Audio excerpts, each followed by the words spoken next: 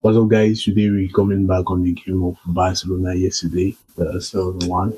That was crazy. So today I want us to look at 5 key lessons we can take from the game we had yesterday. I want to start with the subs. Frankie De Jong, Firmino Lopez, Ferran Torres, they put up big time, even Eric Garcia. We can notice from the game we watched yesterday, our subs, they are working hard, they're improving. It has nothing to do with the versions of them we've seen in the first part of the season. The second key lesson we can take from this game is Chesney. Chesney is scary. It sounds funny because we haven't lost any game with Chesney in our goal this season, and it sounds unbelievable because of the performance he has, because of the errors he keeps making on the pitch. It's hard to believe that we haven't lost a game with Chesney. I don't know. I really want to see Pena coming back. Pena, I feel more confident. I think Pena, I trust Pena more than Chesney. At this point, right now, I trust Pena more than Chesney. I don't feel him. I don't feel the guy. That point I want to bring up is the good relationship in the dressing room. He said something in the post-match conference. He said something like he was ready to sub in Gavi. Gavi told him, to sub in Pablo Torre instead of him, and that just shows the solidarity they have in the dressing room, how the players they stick together, and that was a really good gesture from Gavi, and I'm sure Pablo Torre is gonna appreciate that a lot, and that's just going to solidify the bond they have between each other. And also, I don't know if you remember, there's this opportunity that came on during the game yesterday where Rafinha hit the bar. He hit the bar and the ball came back to Femi Lopez, and Femi Lopez scored. I think that was his second goal. And I love that throw of Rafinha. I don't know if you rewind and go back to the action, you're gonna see how Rafinha is celebrating. And I'm not sure you're gonna see that a lot with other teams. It just show you that even if he lost the opportunity to score a goal, he's happy that his teammate is able to score. And I love this reaction. I'm gonna show if I find a screen, if I can get a screenshot of that particular action, I'm gonna put it on the screen so you can see. I love the bonding that is going on in the dressing room because it's important for any team that is aspiring to win titles.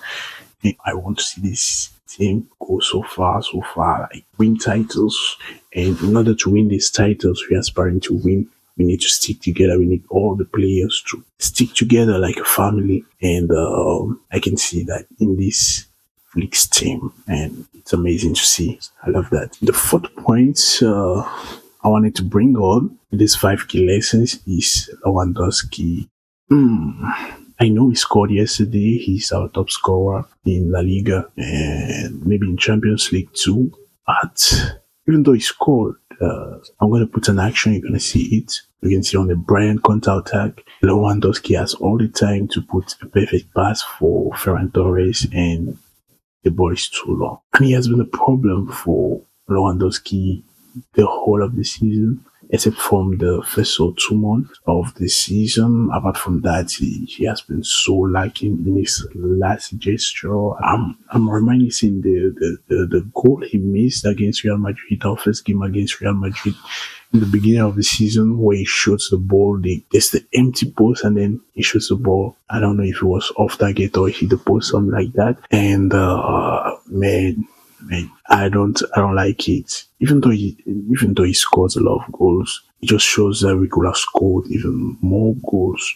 Right now we have 101 goals in 32 games. That's a lot. That's a lot.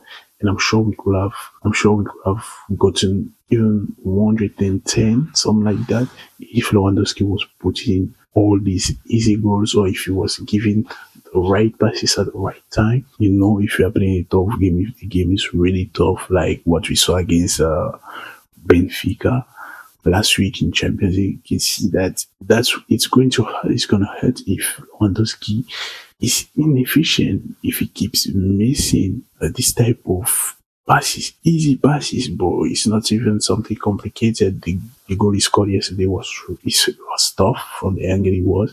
It was really tough, but still, there's still that small something that keeps worrying me from Lewandowski. And also, it means you have to go, you have to start looking for a center forward because Lewandowski you can't rely on him. I mean, he's a good player. He's a top scorer. Yeah, I understand that, but he's getting old. He's getting old, and you can see he doesn't have the same reflex he used to have in the past. You can see the way Ferran Torres is playing now. You can see that he has the flexibility, to turn around fast and hit the ball. But Lewandowski is just too slow, and he lacks precision in his last passes. So in final touches, he lacks precision. So we need to look for a younger center forward. We can't go too far with Lewandowski if we keep relying on him for the next seasons. I'm not sure that's going to be a good idea. So Lewandowski, we need to start thinking about him. Luckily for us, even without Lewandowski, we are able to put on goals, to score goals, but we need to start out thinking about his replacement. We shouldn't wait to the last minute before thinking about Lewandowski's situation.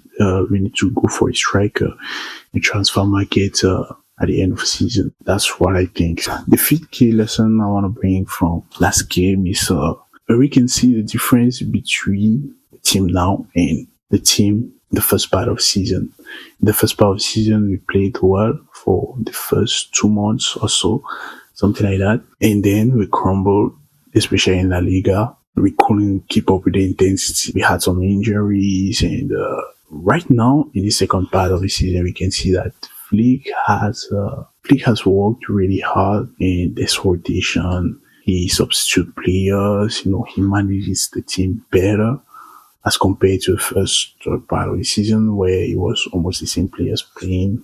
I'm talking of Pedri, Lamine, who got injured at the end of the year. You can see that on the management side of things, the team is better. We're working better. We managed to keep the same intensity for 90 minutes, and in almost all our games now, something we couldn't see in the first part of the season. We couldn't maintain the same intensity for months, and it got also points in La Liga, losing games, drawing against low-level teams. But I think the second part of the season, we're going to have better results, especially in La Liga. All I'm counting on right now is a misstep from Real Madrid so we can reduce that gap. And there's still a lot of games. I don't think La Liga is lost. I think we started on a good foot this second part of the season. And also you can see the ability we have to rest players now. We score early in the game. First half, we score most of the goal. And second half, we can rest other players. The subs will come in and put a good performance, as we've seen yesterday. And the fact that the subs are stepping up, it enables the other players rested, like Pedri, where you can count on Frankie de Jong, on Ferran Torres, on Fermin Lopez. When you can count on them, that's so important. That's so important so that our main players like Pedri can be available in the big games, like the one we have in the next days against Atlanta. So something I've also noticed is Flick. We have seen that Flick tries different configurations. He tries players in different positions to see how polyvalent they can be, and that's important. That can help in certain situations when player is not available. We can easily have an option. We can easily have a player that is hybrid and that can cover up that position. It's good to see that Flick is trying some different things, some different formations in different situations, and he's doing it smartly. He's not just doing it in any game. He's just doing it in games we can afford, and that's interesting to see. And so, guys, that is all. Let me know in the comments what lesson you got from the game we had yesterday, and I'm going to make a preview on the game against Atlanta.